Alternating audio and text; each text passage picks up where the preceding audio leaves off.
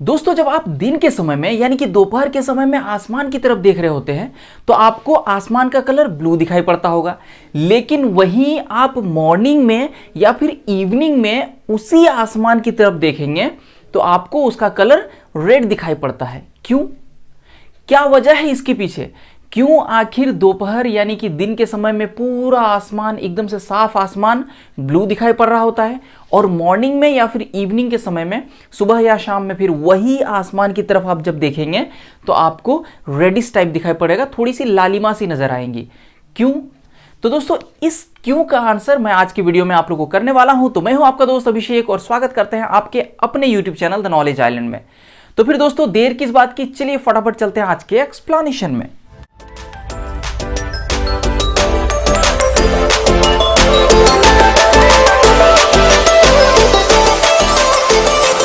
तो दोस्तों, आसमान का ब्लू दिखना या रेड दिखना, इन दोनों के पीछे जो मेन रीजन है वो है स्कैटरिंग। स्कैटरिंग की वजह से ही आसमान ब्लू भी दिखता है और रेड भी दिखता है।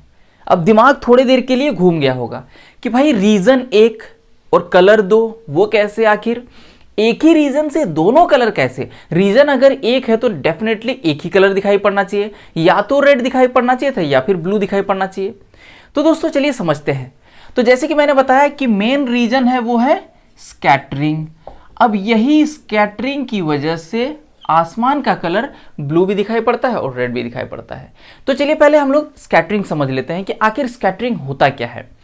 तो दोस्तों, स्कैटरिंग कहते हैं उस फेनोमेनन को, उस प्रोसेस को जिस प्रोसेस में रे ऑफ लाइट आ रहा होता है किसी डायरेक्शन से और फिर सामने कुछ आ जाता है तो फिर वो अपना डायरेक्शन बदल लेता है, यानी कि इधर उधर भटक जाता है। उसके रास्ते में जब कोई ऑब्जेक्ट आ जाता है तो रे ऑफ लाइट आता है, उस ऑब्जेक्ट में सीधा एंटर कर जाता है। वो ऑब्जेक्ट उस रे ऑफ लाइट को एब्जॉर्ब कर लेता है और एब्जॉर्ब करने के बाद फिर क्या करता है, वो वहां से फिर से वापस निकलता है, फिर से री एमिट होता है।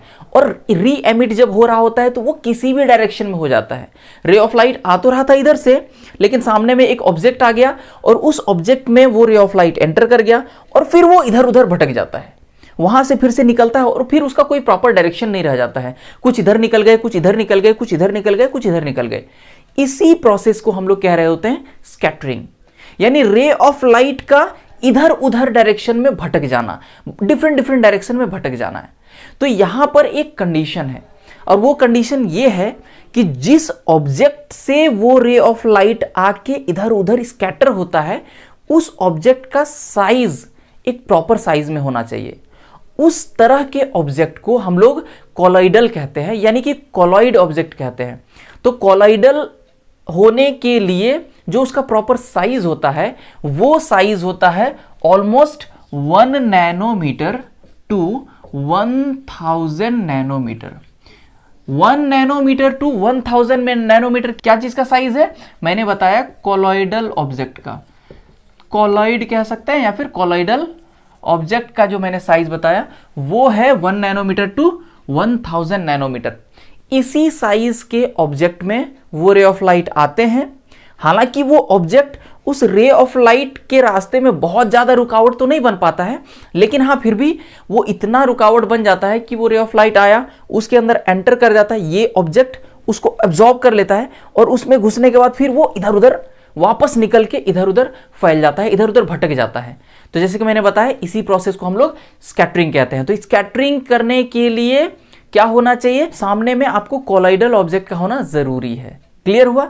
अब चलिए बढ़ते हैं कि आखिर ये कोलॉइडल ऑब्जेक्ट कहां होंगे और किसकी वजह से आसमान ब्लू दिखाई पड़ेगा। आज का टॉपिक हमारा मेन है कि आसमान आखिर ब्लू दिखाई कैसे पड़ता है और या फिर मॉर्निंग इवनिंग में रेड कैसे दिखाई पड़ता है।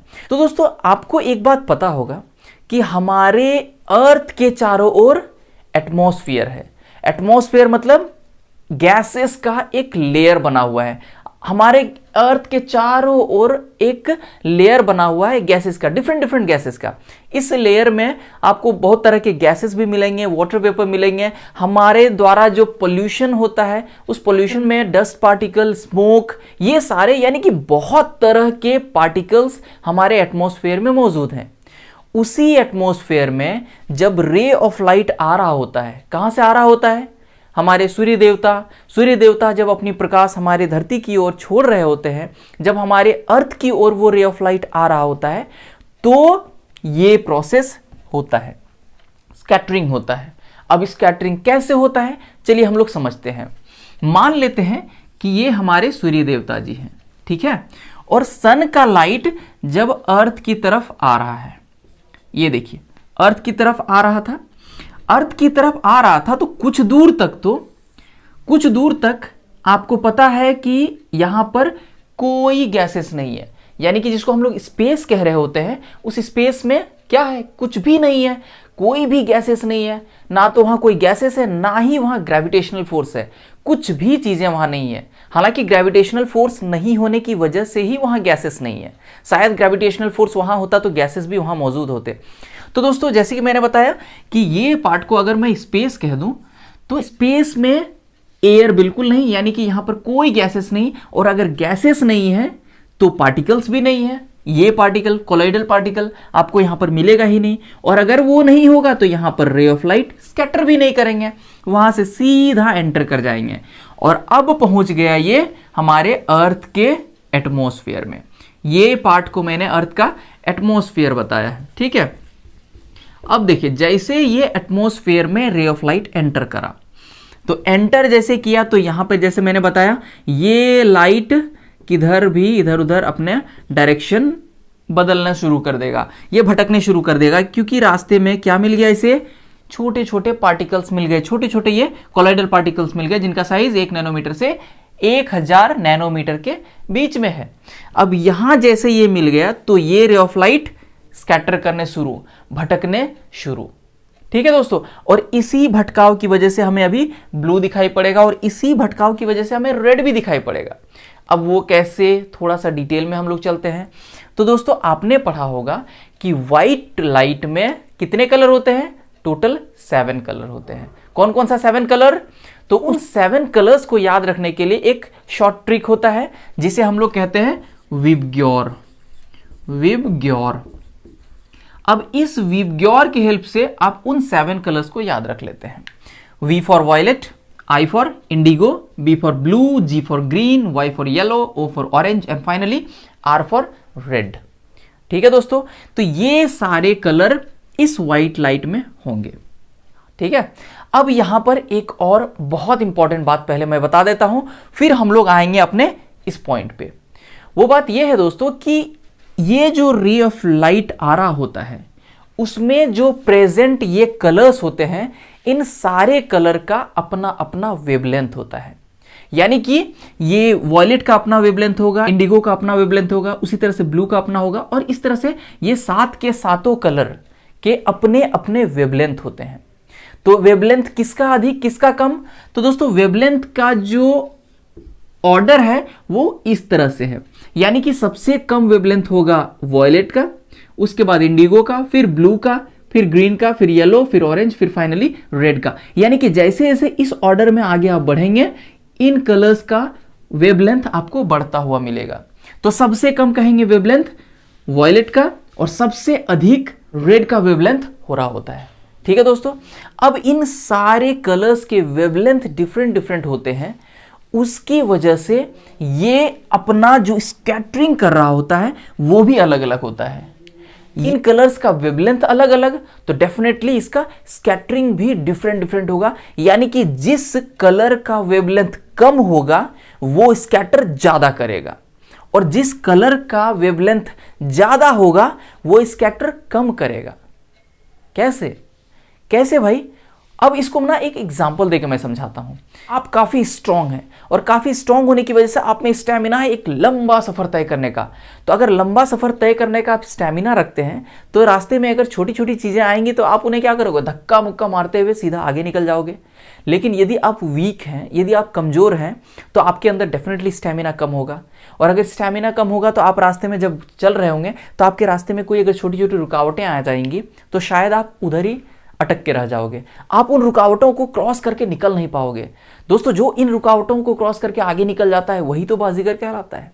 हालांकि शाहरुख खान के पिक्चर में जो डायलॉग है कि जो हार के जीतते हैं वो बाजीगर कहलाते हैं। लेकिन आप अगर उन छोटी छोटी रुकावटों को भी क्रॉस करके आगे निकल जाओगे तो भी आप बाजीगर कहलाओगे, क्योंकि जिंदगी यही है। जिंदगी में छोटी छोटी इस तरह की बहुत सारी परेशानियां आती है। उन्हीं परेशानियों से यदि आप क्रॉस करते हुए आगे निकलते हैं जिंदगी में, फिर क्या है, फिर आप वाकई विजेता बनेंगे और वाकई आप इस दुनिया को जीत सकते हैं। तो देखिए यहां पर ये रे ऑफ लाइट का जो मैं वेवलेंथ की बात कर रहा था, तो वेवलेंथ इस रेड लाइट का सबसे अधिक, तो अगर वेवलेंथ रेड लाइट का अधिक है तो कह सकते हैं कि ये ज़्यादा स्ट्रॉन्ग है, और इसके रास्ते में अगर छोटी छोटी चीज़ें आएंगी तो उसे तो वो भेदते हुए आगे निकल जाएगा। ये उतना ज़्यादा रुकेगा नहीं, उतना ज़्यादा स्कैटर नहीं करेगा, भटकेगा नहीं। वहीं बात करें अगर इन कलर्स की, ये कलर्स की वॉयलेट हो या इंडिगो हो या आपको ब्लू हो, तो इसका वेवलेंथ कम है, और कम वेवलेंथ वाला ऑब्वियसली कमजोर, और कमजोर रहेगा तो इसके रास्ते में जो भी आ जाएगा वहीं ये भटक के रह जाएगा, आगे ये जा ही नहीं पाएगा। क्या दोस्तों ये क्लियर हुआ? बिल्कुल। तो वेवलेंथ का इसके स्कैटरिंग के साथ सीधा रिलेशन है, याद रख लीजिएगा। तो कैसा रिलेशन है देखिए, स्कैटरिंग आपको एकदम से इनवर्सली प्रोपोर्शनल होगा इसके वेवलेंथ से। वेवलेंथ को हम लोग लैम्डा से दिखाते हैं, तो कहेंगे स्कैटरिंग ज्यादा होगा किसका, जिसका वेवलेंथ कम होगा। स्कैटरिंग कम होगा किसका, जिसका वेवलेंथ ज्यादा होगा। इनवर्सली प्रोपोर्शनल का मतलब ही वही होता है कि अगर ये ज्यादा तो ये कम, अगर ये कम तो ये ज्यादा। याद रहेगा ना दोस्तों। तो जिस कलर का वेवलेंथ ज्यादा होगा, जिसमें मजबूती ज्यादा होगा, वो एकदम से सब चीज को भेदते हुए आगे निकल जाएगा, वो भटकेगा नहीं। तो वेवलेंथ ज्यादा रेड का है, वो भटकेगा नहीं, वो एकदम से आगे निकलता चला जाता है। लेकिन उन्हीं में से आप इन कलर्स की बात करें तो वेवलेंथ कम है, वेवलेंथ कम है तो निश्चित ही ये क्या हो जाएगा, आसानी से भटक जाएगा। क्योंकि इस रिलेशन को ना अच्छे से याद रख लीजिएगा, ये स्कैटरिंग ऑलवेज वेवलेंथ के इनवर्सली प्रोपोर्शनल होता है। हालांकि ये जो एक्चुअल फॉर्मूला होता है वो intensity of scattering of light is inversely proportional to 1/λ का 4 टाइम्स होता है। एक्चुअल फॉर्मूला ये होता है, लेकिन इस फॉर्मूला का भी फिलहाल कोई जरूरत नहीं है। अब बस इतना सा माइंड में रख लीजिए कि स्कैटरिंग आपके वेवलेंथ का हमेशा इनवर्सली प्रोपोर्शनल होता है। फिलहाल आप इतना याद रख लो, इससे आपका काम हो जाएगा, इससे आपको समझ में आ जाएगा। ठीक है दोस्तों। तो अब देखिए यहां पर क्या होता है, यहां से जब सन से रे ऑफ लाइट आ रहा था तो ये तो स्पेस पार्ट था, यहां तो स्कैटरिंग होने से रहा, क्योंकि यहां पर ये है ही नहीं, यहां पर आपका कोई भी पार्टिकल्स है नहीं, तो यहां स्कैटरिंग होगा नहीं। अब जैसे ही इस एटमॉस्फेयर में ये रे ऑफ लाइट एंटर करता है, तो एंटर जैसे ही किया तो यहां से रे ऑफ लाइट में जो प्रेजेंट ये 7 कलर्स हैं, इसका स्कैटरिंग स्टार्ट हो जाएगा, क्योंकि एटमॉस्फेयर में आपको पता है ढेर सारे पार्टिकल्स मौजूद हैं। अब देखिए सबसे पहले जो स्कैटर करेगा सबसे कमजोर कलर कौन सा है भाई, वॉयलेट। जैसे ही यहां एंटर करेगा तो यहां पे जो पार्टिकल्स हैं वो पार्टिकल्स इसको सीधा स्कैटर कर देगा, इधर उधर भटका देगा।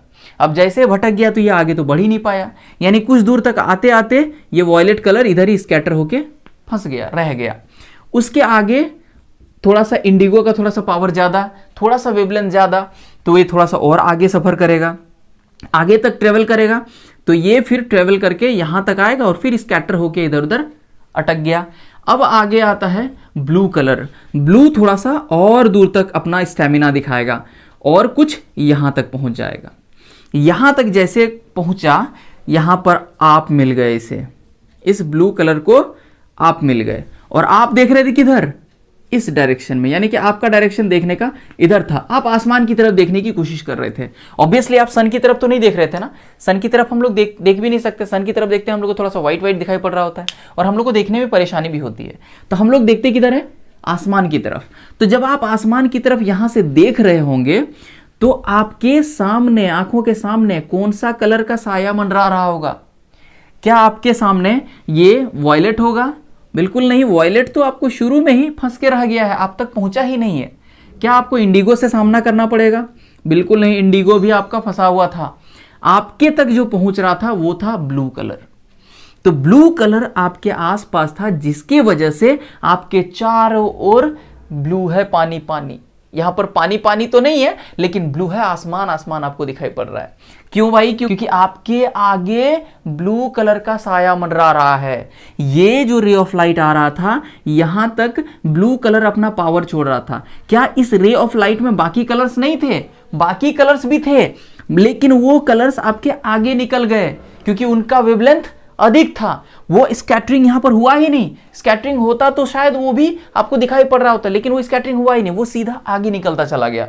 तो फंसा हुआ कौन दिख गया आपको? Blue colour. और यही वजह है कि आपको आसमान ब्लू दिखाई पड़ रहा होता है। होप आपको समझ में आ गया होगा।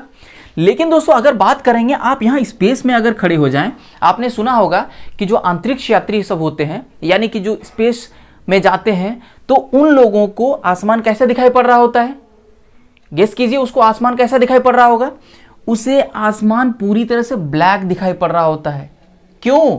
क्योंकि यहां रे ऑफ लाइट जो आ रहा होता है, तो रे ऑफ लाइट आने की वजह से यहां पर कोई उसे पार्टिकल्स ही नहीं है, और पार्टिकल्स नहीं है तो वो रे ऑफ लाइट स्कैटर करेंगे नहीं। और यदि वो स्कैटर करेगा नहीं तो उसको कैसे पता चलेगा कि रे ऑफ लाइट का कोई अपना रास्ता भी है? रे ऑफ लाइट का जो रास्ता होता है वो दिखाई पड़ता है हमें इस स्कैटरिंग की वजह से। हालांकि उसके लिए हम लोग एक नया वर्ड यूज करते हैं, टिंडल इफेक्ट। टिंडल इफेक्ट के भी वीडियोस मैं बहुत जल्दी लेके आऊंगा। तो दोस्तों यहां पर जो मैंने बताया कि स्पेस में स्कैटरिंग होगा नहीं, और स्कैटरिंग नहीं होने की वजह से कहेंगे कि आपको आसमान पूरी तरह से ब्लैक कलर दिखाई पड़ेगा। क्लियर? तो यहां पर ब्लू क्यों दिखाई पड़ा, समझ में आ गया? होप आपको एकदम से समझ में आ गया होगा कि आखिर क्लियर स्काई, जब ऊपर की तरफ हम देख रहे होते हैं क्लियर स्काई में, तो वो ब्लू क्यों दिखाई पड़ रहा होता है। अब बात करते हैं कि मॉर्निंग में और इवनिंग में रेड क्यों दिखाई पड़ रहा होता है, यानी कि रेडिश क्यों दिखाई पड़ रहा होता है। तो दोस्तों आपने पढ़ा होगा कि जो हमारा अर्थ है, अर्थ थोड़ा सा ओवल शेप का है, ये कंप्लीट सर्कुलर शेप का नहीं है, थोड़ा सा ओवल है, यानी कि ऊपर और नीचे से थोड़ा सा दबा हुआ है। ठीक है दोस्तों, अगर ऊपर और नीचे से दबा हुआ होगा तो कहेंगे कि ये इक्वेटर में डिस्टेंस थोड़ा सा ज़्यादा फैला हुआ होगा, और ये पोल साइड में थोड़ा सा इसका कम होगा, है ना। तो ये पोल साइड में कम होने की वजह से आपको पता होना चाहिए कि जब सन यहाँ से सुबह होता है और ये सन आपके दोपहर में आपके सर पे आ जाता है, और फिर शाम में सन आपका इधर आ जाता है। हालांकि मैंने यहाँ सन का 3 पोजीशन दिखाया है, तो इसका ये मतलब नहीं कि ये सन ही आपके इधर से उधर मूव कर रहा होता है। आपने पढ़ा होगा कि एक्चुअली मूवमेंट हमारा अर्थ का होता है, सन का होता नहीं है। लेकिन यहाँ मैंने ड्राइंग में ऐसे दिखा दिया कि दोपहर टाइम में एकदम से सर के ऊपर होता है सन, और मॉर्निंग और इवनिंग में हमारे होराइजन में होता है। यानी कि सुबह देखेंगे तो आपको सन कुछ इस डायरेक्शन में दिखाई पड़ रहा होगा, और यदि शाम में देखेंगे तो आपको सन कुछ इस डायरेक्शन में दिखाई पड़ रहा होगा। और यदि दोपहर की बात करें तो दोपहर में सीधा सर के ऊपर दिखाई पड़ता है। तो चलिए दोस्तों यहां समझते हैं। तो दोस्तों अगर इस जगह की बात करें तो ये सन हमारे सर के ऊपर एकदम से पास होता है, ये बहुत क्लोज होता है। लेकिन वही होराइजन में हमारे से ये सन का डिस्टेंस थोड़ा अधिक होता है। इसके कंपैरिजन यहाँ जो सन है, यानी कि सर के ऊपर जो सन है, वहां के कंपैरिजन होराइजन में डिस्टेंस थोड़े अधिक होते हैं। ठीक है, और थोड़े नहीं, अच्छे खासे अधिक होते हैं। अब इस डिस्टेंस का अधिक होने का और यहां पर ये स्कैटरिंग के पीछे क्या ताल्लुक है, क्या रिलेशन है, चलिए हम लोग समझते हैं। तो जैसे दोस्तों मैंने अभी बताया कि ये सन का लाइट, यहां पर मैं थोड़ा सा लिख देता हूं ताकि आप कंफ्यूज ना हो, ये भी सन है, ये भी सन है, और ये हमारी धरती मैया यानी कि अर्थ। तो ये रे ऑफ लाइट जब आ रहा था तो यहां पर क्या हो रहा था, स्कैटरिंग हो रहा था। ये लाइट्स भटक जा रहे थे इधर उधर, अपने रास्ते से इधर से उधर भटक जा रहे थे। तो यहां जब अभी मान लेते हैं ना, ये मॉर्निंग टाइम है, यहां पर ये मॉर्निंग टाइम है और ये टाइम है अपना इवनिंग। तो चलिए देखिए, जब मॉर्निंग टाइम में सन का लाइट आ रहा है आपकी तरफ, सन का लाइट आपकी तरफ आ रहा है, तो निश्चित ही कहेंगे कि यहां पर ज्यादा डिस्टेंस वो कवर कर रहा है, और ज्यादा डिस्टेंस कवर कर रहा है तो धीरे धीरे करके एक एक करके फिर से क्या होने शुरू हो जाएगा, ये लाइट्स में प्रेजेंट कलर्स स्कैटर होने शुरू हो जाएंगे। होंगे कि नहीं? जैसे मैं अभी यहां बता रहा था, यहां जैसे ही निकला यहां पर, उसे जैसे ही एटमॉस्फेयर मिला, एटमॉस्फेयर में मिलते ही क्या स्टार्ट हो जाएगा, स्कैटरिंग स्टार्ट हो जाएगा। और स्कैटरिंग होने शुरुआत है सबसे पहले वॉयलेट कलर स्कैटर होके गायब हो गया ना। उसके बाद आएगा इंडिगो, इंडिगो भी स्कैटर होके गायब, फिर ब्लू, और ब्लू भी स्कैटर होके गायब। क्योंकि यहां डिस्टेंस अधिक होने की वजह से, जैसे मैंने बताया कि यहां पर रे ऑफ लाइट में बाकी कलर्स भी थे, लेकिन वो यहाँ पर उतना प्रॉपरली स्कैटर हुआ नहीं था, और वो स्कैटर यहाँ ब्लू ही हो रहा था, हमारे चारों ओर ब्लू ही फैला था। वो अगर और जगह मिलता उसे, हमारा अर्थ यदि और थोड़ा नीचे रहता, तो ये लाइट फिर आगे बढ़ता और फिर हमें शायद आसमान का कलर कुछ और दिखाई पड़ रहा होता, क्योंकि तब तक हो सकता है ग्रीन हमारे तक पहुंच रहा होता या फिर येलो हमारे तक पहुंच रहा होता, तो फिर हमें आसमान का कलर ग्रीन या येलो दिखाई पड़ रहा होता। तो ऐसा ही कुछ कहानी हो रहा होता है यहाँ पर। अभी जैसे मैंने बताया कि इस जगह का जो डिस्टेंस था, ये दोपहर टाइम का, लगभग मैं इसे दोपहर टाइम के बारे में बताया था कि वो आसमान ब्लू दिखाई पड़ रहा होता है। लेकिन जब सुबह और शाम की बात करें, तो अभी जैसे मैंने बताया कि यहाँ से ये ज़्यादा दूरी ट्रेवल करेगा, ये रे ऑफ लाइट ज़्यादा डिस्टेंस ट्रेवल करेगा, और ज़्यादा डिस्टेंस अगर ट्रेवल करेगा तो एक एक करके ये लाइट के कलर्स स्कैटर होते होते खत्म होते चले जाएंगे। तो पहले वॉयलेट खत्म, फिर इंडिगो खत्म, फिर ब्लू खत्म, और फिर ग्रीन भी खत्म, और फाइनली येलो, ऑरेंज और रेड, लगभग लगभग ये तीनों कलर के मिक्स हमारे तक पहुंच रहा होता है और यहाँ स्कैटर हो रहा होता है। लगभग लगभग कौन सा कलर? रेड हो गया, और ऑरेंज हो गया, और फिर येलो हो गया। तो इन्हीं तीनों कलर का मिक्स कलर हमें ऑलमोस्ट दिखाई पड़ रहा होता है सुबह में और शाम में। आप अगर नोटिस कीजिएगा तो कंप्लीट रेड भी नहीं दिखाई पड़ रहा होता है, कंप्लीट येलो भी नहीं दिखाई पड़ रहा होता है, कंप्लीट आपको ऑरेंज भी नहीं दिखाई पड़ रहा होता है। ये लगभग लगभग रेड रेड टाइप में दिखाई पड़ रहा होता है, यानी कि कहेंगे कि ये तीनों कलर का लगभग लगभग मिक्सअप आपको दिखाई पड़ रहा होता है। तो क्यों दिखाई पड़ रहा होता है ये आपको समझ में आया?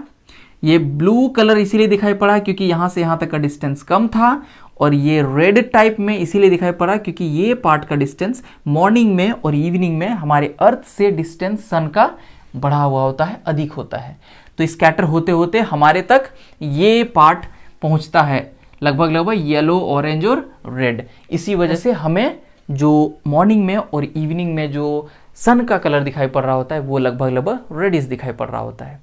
तो होप दोस्तों आपको एकदम से समझ में आ गया होगा कि आखिर दोपहर टाइम में आसमान का कलर क्यों नीला दिखाई पड़ रहा होता है, और सुबह और शाम में उसी आसमान का कलर लाल लाल क्यों दिखाई पड़ रहा होता है, या फिर कहेंगे ऑरेंज कलर में क्यों दिखाई पड़ रहा होता है, या फिर कह सकते हैं थोड़े थोड़े येलो येलो क्यों दिखाई पड़ रहे होते हैं। तो दोस्तों आपको हमारा वीडियो कैसा लगा आप हमें कमेंट सेक्शन पे लिख के जरूर बताइए। यदि अच्छा लगा तो वीडियो को लाइक कीजिए, चैनल को आप लोगों ने सब्सक्राइब कर लिया इसके लिए बहुत बहुत धन्यवाद, और जिसने अभी तक सब्सक्राइब नहीं किया तो भाई आप सबसे पहले चैनल को सब्सक्राइब कीजिए, और उसके बगल में जो बेल आइकन है उसे प्रेस करना तो बिल्कुल मत भूलिए, क्योंकि यदि आप बेल आइकन प्रेस नहीं करेंगे तो हमारी वीडियो के नोटिफिकेशन आपको मिलेंगे नहीं। और यदि आप उसे एक बार प्रेस कर लेते हैं, यदि आप बेल आइकन दबा देते हैं, तो जैसे ही मैं वीडियो अपलोड करूंगा तो फटाफट आप तक नोटिफिकेशन पहुंच जाएगा, और फिर आप हमारे लेटेस्ट की वीडियो से अपडेटेड रहेंगे। और दोस्तों यदि आपको लगता है कि ये वीडियोस आपके भाई बहन या दोस्तों के लिए भी बेनिफिशियल होगा तो आप उन्हें भी जम के शेयर कीजिए। तो मैं आपसे बहुत जल्द मिलूंगा ऐसे ही एक नए वीडियो में, ऐसे ही एक इंटरेस्टिंग वीडियो में। आप हमारे साथ ऐसे बने रहिए। आज के वीडियो में फिलहाल बने रहने के लिए बहुत बहुत धन्यवाद।